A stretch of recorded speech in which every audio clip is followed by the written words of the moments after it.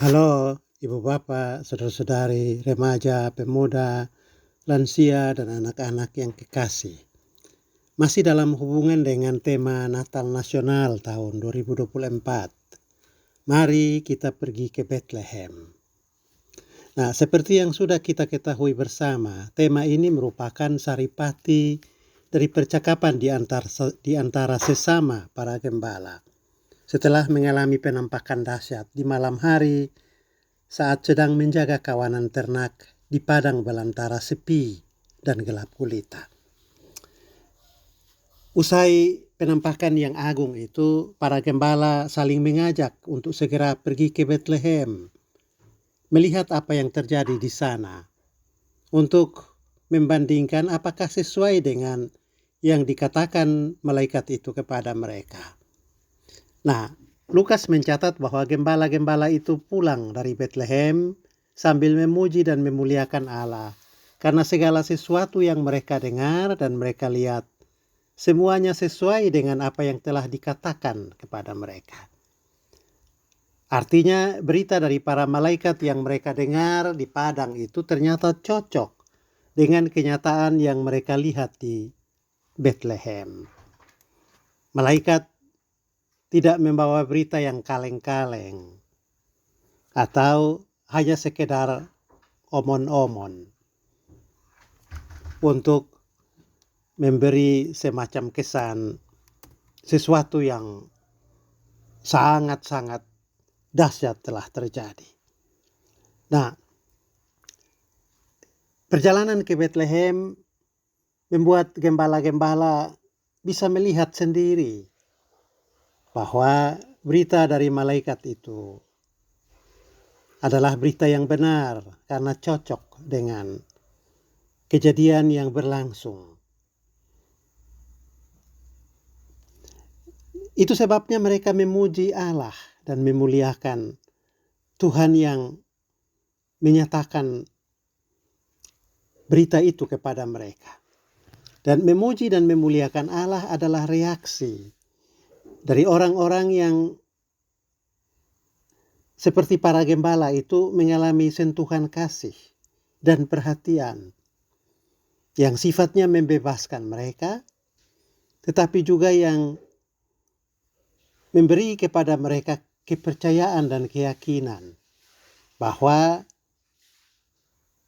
peristiwa-peristiwa yang diberitahukan kepada mereka adalah peristiwa yang benar dan dapat dipercaya. Kalau para gembala itu pulang ke tempat kerja mereka di Efrata sambil memuji dan memuliakan Allah, itu sebuah pertanda bahwa mereka mengalami satu gejolak emosi yang sangat kuat akibat dari sentuhan kasih dan sapaan cinta yang membebaskan, bukan hanya sekedar diungkapkan dalam kata-kata, tetapi juga nyata dan benar dalam tindakan. Nah, saya coba bertanya kepada seorang teman pendeta, kira-kira apa sih sentuhan kasih yang menimbulkan dampak sukacita yang kuat dalam diri para gembala itu, sehingga mereka kembali sambil memuji dan memuliakan Allah. Kita tahu bahwa sulit bagi gembala-gembala untuk memuji dan memuliakan Allah dengan perasaan penuh sukacita dan kegembiraan yang besar, karena latar belakang pekerjaan mereka yang keras, yang penuh dengan berbagai tantangan dan ancaman, tapi juga yang dipersepsikan oleh orang-orang di sekitar mereka sebagai pekerjaan yang rendah karena tidak bisa dipercaya. Gembala-gembala bukanlah orang-orang yang bisa dipercaya kesaksiannya. Nah, pendeta itu memberi jawaban berikut. Dorang, para gembala itu jarang mendapat berita baik ketika sedang bekerja di padang. Yang sering mereka hadapi adalah kabar buruk. Kabar buruk tentang serigala yang datang untuk memporak-porandakan kawanan ternak yang mereka awasi, atau kabar buruk tentang perampok yang beringas dalam keadaan serakah karena kehabisan makanan, datang untuk bukan hanya merampok atau mengambil domba-domba yang dijaga, tapi juga mengancam hidup para gembala. Nah, setelah menantang maut demi menyelamatkan 1 atau 2 ekor domba dari ancaman serigala atau anjing hutan atau juga pada para perampok, gembala-gembala justru mendapatkan berita buruk yang kedua, yaitu ancaman dari para majikan berupa pemotongan gaji atau bahkan pemutusan hubungan kerja. Karena para majikan merasa dirugikan oleh kelalaian para gembala. Lalu tidak ada lagi majikan baru yang menjanjikan mereka bekerja atau memberikan kepada mereka pekerjaan agar bisa mempertahankan hidup pribadi dan keluarga. Jadi jauh dari pengalaman gembala-gembala disentuh dengan berita yang menggembirakan yang khusus disampaikan kepada mereka. Dan berita itu bukan sebuah isapan jempol, melainkan satu kenyataan yang mereka sendiri lihat dan alami. Ada kecocokan antara yang disampaikan dengan yang dialami. Tetapi malam itu, saat diliputi kecemasan ketika sedang bekerja karena tegang dengan munculnya serigala atau babi hutan, mereka mendapat kunjungan surgawi. Satu pengalaman yang luar biasa mencengangkan. Disebut bahwa sejumlah besar bala tentara sorga tampil di Efrata, lalu menyanyikan bagi gembala-gembala itu sebuah kidung yang sangat indah. Gembala-gembala itu menjadi penerima pertama kabar tentang kelahiran Sang Juru Selamat. Dan setelah mereka pergi ke Bethlehem untuk melihat apa yang terjadi, mereka mendapatkan bahwa berita terbaik itu ternyata bukan hoax. Dan ini yang membuat gembala-gembala itu tersentuh. Lalu mereka memuji dan memuliakan Allah. Gembala-gembala itu bergembira karena apa yang mereka alami di padang bukan hasil halusinasi pribadi. Khayalan yang indah dari seorang yang hidup dalam kesulitan atau dalam situasi stres. Penampakan di Efrata itu bukan juga semacam penyakit skizofrenia yang diderita oleh para gembala karena takut akan ancaman yang diberikan oleh para majikan. Mereka sadar bahwa Injil bukan sebuah halusinasi dari orang-orang yang tidak memiliki pekerjaan. Bukan juga janji manis berupa khayalan kepada orang-orang yang terjebak dalam kesulitan ekonomi. Tetapi Injil adalah sebuah fakta yang diberitakan dan diwartakan, atau sebuah kenyataan yang disampaikan dalam bentuk kata-kata. Nah, gereja-gereja di Indonesia merayakan Natal tahun 2024 dengan tema yang diambil dari pengalaman gembala-gembala. Ya. Dalam arti ini gereja di Indonesia menghadapi sebuah tanggung jawab yang tidak ringan, yakni menjaga agar tun sukacita dari para gembala itu tidak pudar.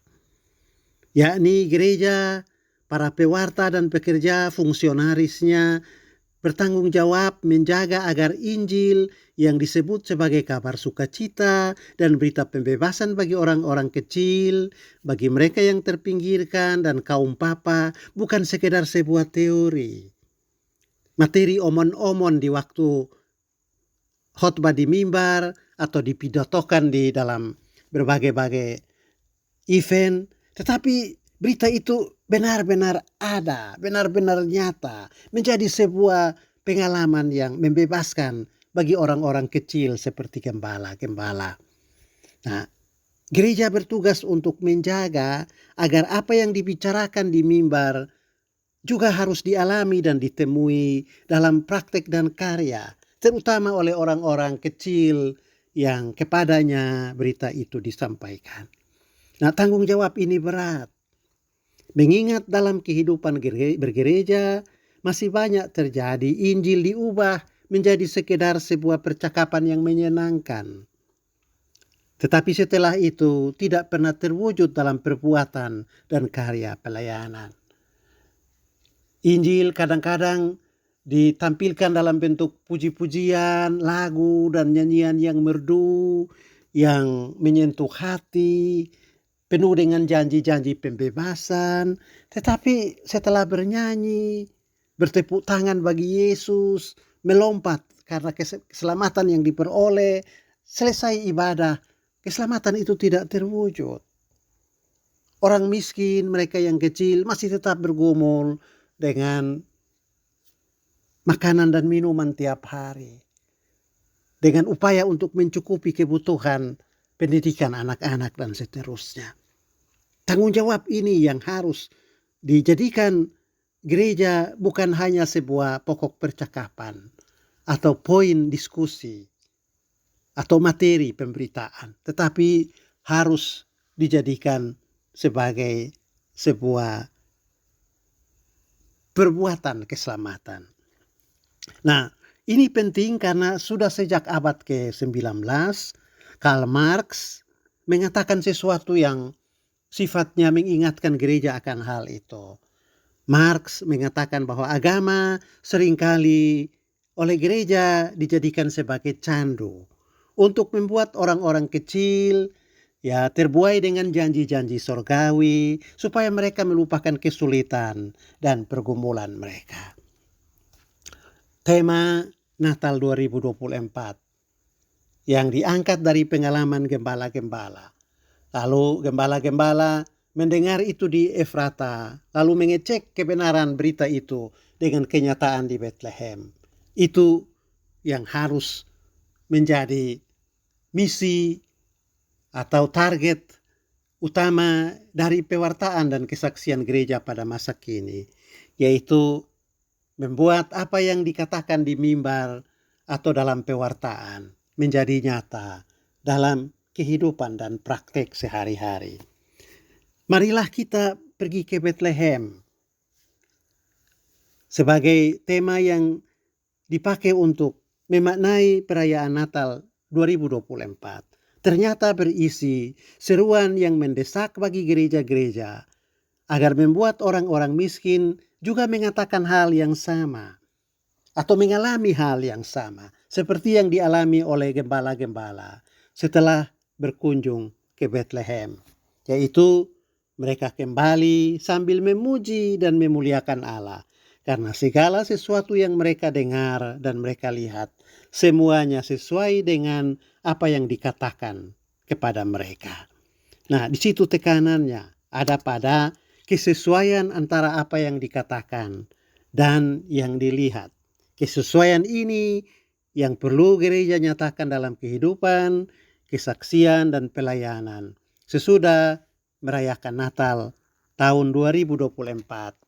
Dan gereja tunjukkan itu dalam mengisi tahun baru 2025. Demikian refleksi singkat dari tema Natal Nasional 2024 umat Kristen di Indonesia.